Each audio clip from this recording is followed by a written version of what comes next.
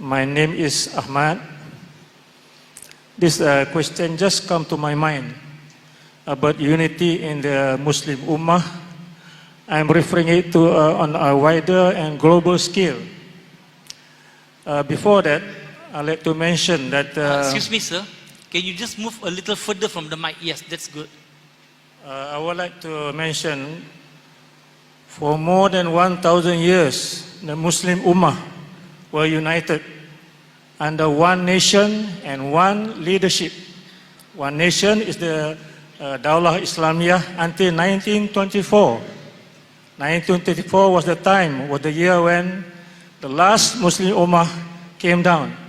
That was the Daulah Osmaniyah.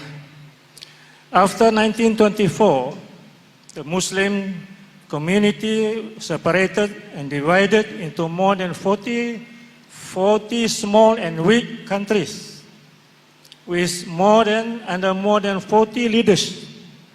So my question is it time for the Muslim community now to work towards building one nation? For example, from Morocco to Indonesia, under one leadership to get the real unity. Brother, there was a question that the Khilafah, the last Khilafah, we had a Khilafah Islam, Osmania in Turkey, which was by the enemies of Islam. They got together and they had it abolished, and there were protests throughout the Muslim Ummah in 1924. And you forgot to mention there was a pact. There was a pact by the enemies of Islam which made with Ataturk that for 100 years they cannot claim. And that 100 years is going to end in the next 5 years. I think it's 1923, it's not 1924. So in 2023 or 2024, after 5 years, this pact between the enemies of Islam and Ataturk of Turkey is going to end. And we have one bold Muslim leader, the Erdogan, who's fighting with the odds. And alhamdulillah, we pray to Allah that may Allah support him.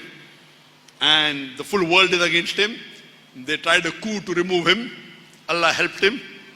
Alhamdulillah.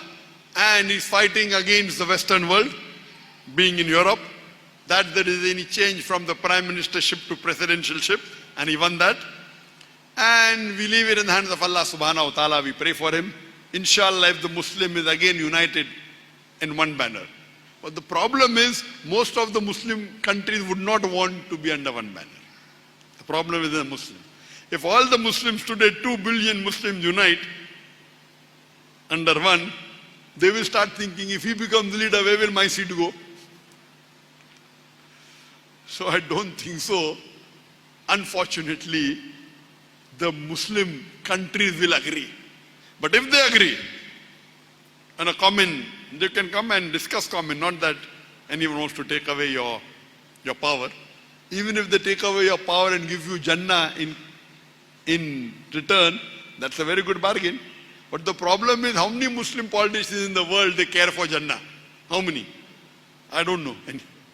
Maybe you can count on your fingertips. Very few.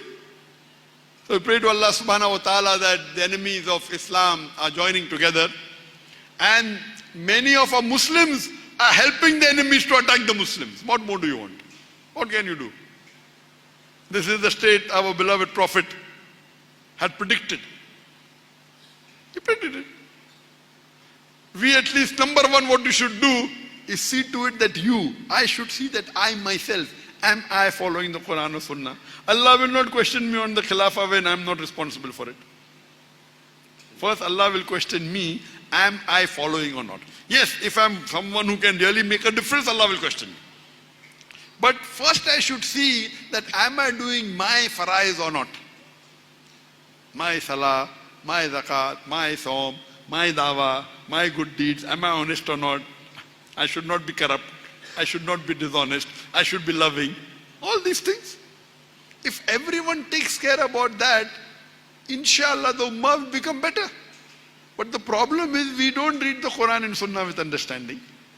And anyone who follows Quran and Sunnah, you say the person is backward.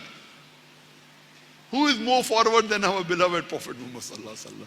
I don't know anyone who's more modern than the beloved Prophet Muhammad sallallahu alaihi wasallam. So we pray to Allah subhanahu wa ta'ala, may He unite the Ummah. Whether they do it or not, whether Erdogan does or not. But there are various hadith of a Prophet talking about that. The times of Akhirah, the signs of, there are minor signs, there are major signs. Minor signs, many have come. The last final messenger came. Then, inshallah, Isa alayhi salam will come. Then Mahdi alayhi salam will come. The Prophet has given basharat that those people who support Mahdi alayhi salam, they'll be given highest level in Jannah. And then there'll be a fight. Then there'll be a war. Then again Khilafat will be reinstated. Inshallah it will. Whether we live or not, we don't know. It will come. What we should do presently is we should see to it that we do our duty, what Allah and His Rasul had told us. That is number one. Your personal. Then your society. Then the higher level. And inshallah, as long as we stick to Quran and Sunnah, we keep on following it, we keep on propagating it. Inshallah, Allah doesn't require you and me or any politician to make His deen prevail. Allah doesn't require Erdogan or anyone. Allah doesn't require Zakir to make His deen prevail. I mean the rubbish that we are. Allah is going to make His deen prevail, and it will happen. The Quran has said that. We only pray to Allah that may He make us instrumental so that we get Jannah easily. Hope that answers the question.